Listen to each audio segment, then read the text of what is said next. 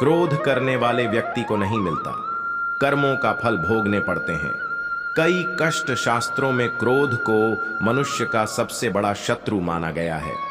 भगवान श्री कृष्ण ने श्रीमद् भागवत गीता में क्रोध को नरक का द्वार बताया है।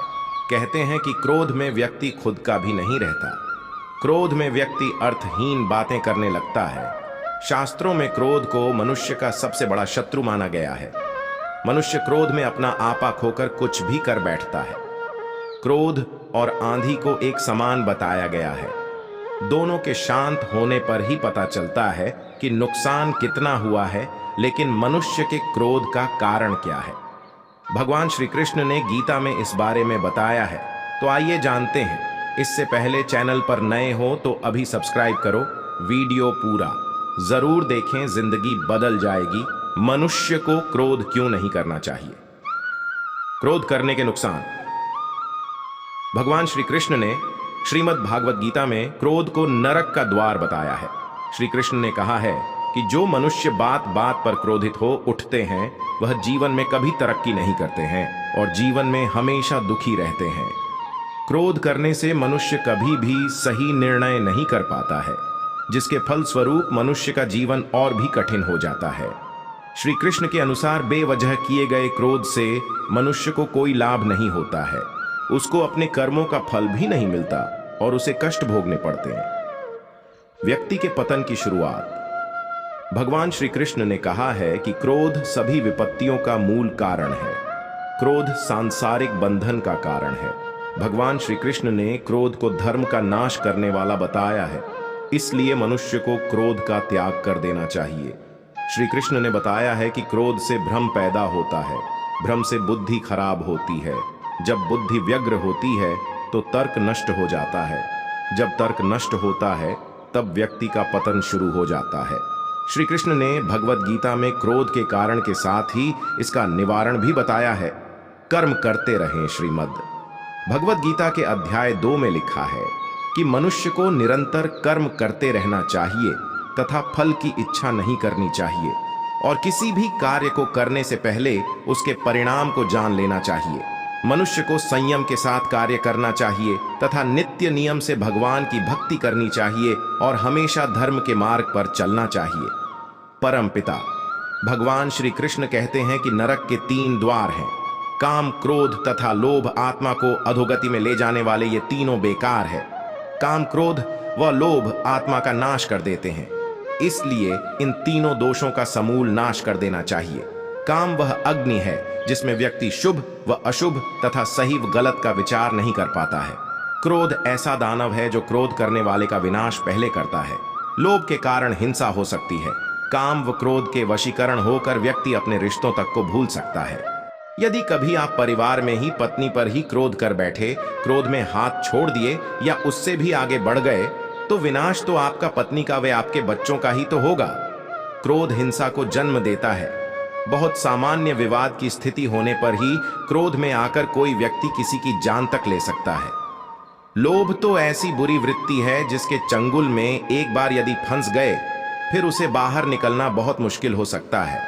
परिवार में ही किसी की संपत्ति का लोभ, व्यवसाय में ही लोभ के चक्कर में कुछ गलत कार्य व यहाँ तक कि मित्रों से ही लोभ के कारण विवाद इत्यादि कर्म ऐसे हैं जिससे सिर्फ कष्ट व दुख मिलना है। इसीलिए भगवान श्री कृष्ण ने काम, क्रोध व लोभ को नरक का द्वार कहा है। द्वार से ही प्रवेश होता है। इसलिए भगवान ने यहाँ स्पष्ट कर दिया है कि यदि तीनों दोषों में कोई भी दोष आपके अंदर विद्यमान है तो नरक का प्रवेश द्वार आपके स्वागत में खड़ा है तथा आत्मा की अधोगति यानी अवनति की बात कही है। आत्मा अपने कर्म व तप से उन्नति की ओर बढ़ती है व परम उन्नति प्राप्त करने में कई जन्म लग जाते हैं, लेकिन दिशा तो सही है। यदि हम इन तीनों का समूल नाश करके भगवान की भक्ति करते हैं तो ईश्वर हमको अपनी अविनाशी भक्ति प्रदान करते हैं। ये समय एकांतवास का है। याद करो कब क्रोध किए, किस पर किए, क्यों किए। कहीं आप गलत तो नहीं थे। आपने कहीं लोभ में आकर कोई पाप तो नहीं कर दिए। यह समय चिंतन व आत्मावलोकन का है। उन पापों का प्रायश्चित करें। काम, क्रोध व लोभ का समूल नाश करने का संकल्प लें व अपने जीवन को श्री कृष्ण भक्ति में समर्पित करें।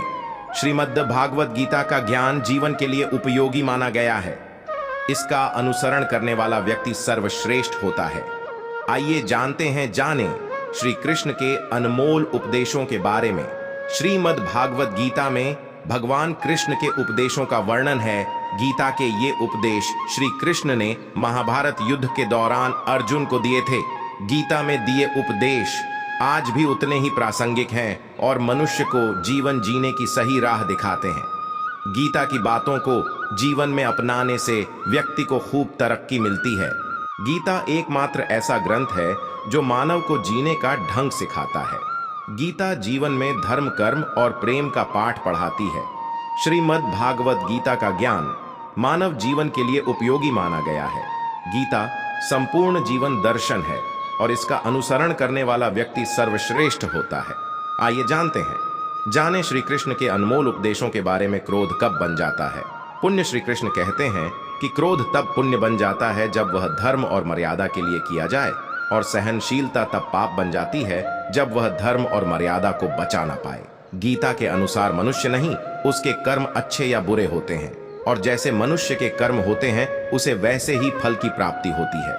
गीता में श्री कृष्ण कहते हैं दूसरे के कर्तव्य का पालन करने से भय होता है और स्वधर्म में मरना भी बेहतर होता है। अर्थात हमें दूसरे का अनुसरण या नकल करने की बजाय स्वधर्म को पहचानना चाहिए। दूसरों का अनुसरण करने से मन में भय उत्पन्न होता है। श्री कृष्ण के अनुसार डर हटाने का एक ही उपाय है और वो है अपना स्वधर्म पहचानना और उसमें जीना। गीता के अनुसार गौर से समझो कि तुम्हें जो चाहिए वो क्या है और उसकी प्राप्ति में पूरी जान लगा दो। यही धर्म है। श्री कृष्ण कहते हैं शरीर नश्वर है पर आत्मा अमर है। यह तथ्य जानने पर भी व्यक्ति अपने इस नश्वर शरीर पर घमंड करता है, जो कि बेकार है। शरीर पर घमंड करने की बजाय मनुष्य को सत्य स्वीकार करना चाहिए। आप खुश हैं या दुखी, ये दोनों आपके विचारों पर निर्भर है। अगर आप प्रसन्न रहना चाहते हैं तो आप हर हाल में प्रसन्न ही रहेंगे। अगर आप नकारात्मक विचार लाते हैं तो आप दुखी ही होंगे। विचार ही हर व्यक्ति का शत्रु और मित्र होता है। किसी के साथ चलने से न तो कोई खुशी मिलती है और ना ही लक्ष्य। इसलिए मनुष्य को सदैव अपने कर्मों पर विश्वास करते हुए अकेले चलते रहना चाहिए। वीडियो कैसा लगा कमेंट करके जरूर बताएं। तो दोस्तों, इस वीडियो में बस इतना ही। आशा करता हूं आप लोगों को इस वीडियो से काफी कुछ सीखने के लिए मिला होगा। हम मिलते हैं एक नए वीडियो के साथ। तब तक के लिए धन्यवाद।